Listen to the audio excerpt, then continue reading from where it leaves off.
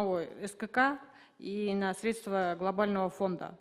То есть наша страна с 7 миллионным населением, мы за 2 года, за какое-то время на почти 3 миллиона покупаем ароматизированные презервативы.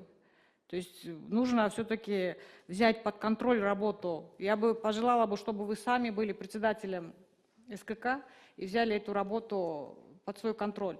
Вот сейчас мой коллега озвучил, что дети остаются без денег, да, им выделяют 1000 сом только до 18-летия, всего 1000 сом.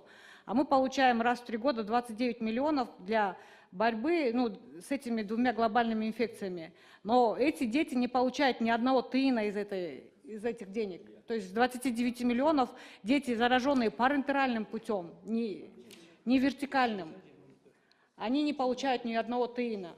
То есть мы сколько раз бьемся, говорим на заседаниях СКК, но там идет такой отпор какой-то, невозможно было пробить. Мы с Айбеком Тураталиевичем уже участвуем на этих заседаниях, пытаемся поменять заявки, но совершенно бесполезно.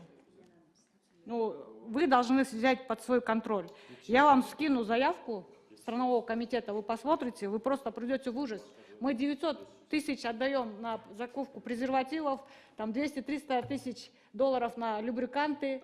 Мы поддерживаем сообщество этих сексуальных меньшинств.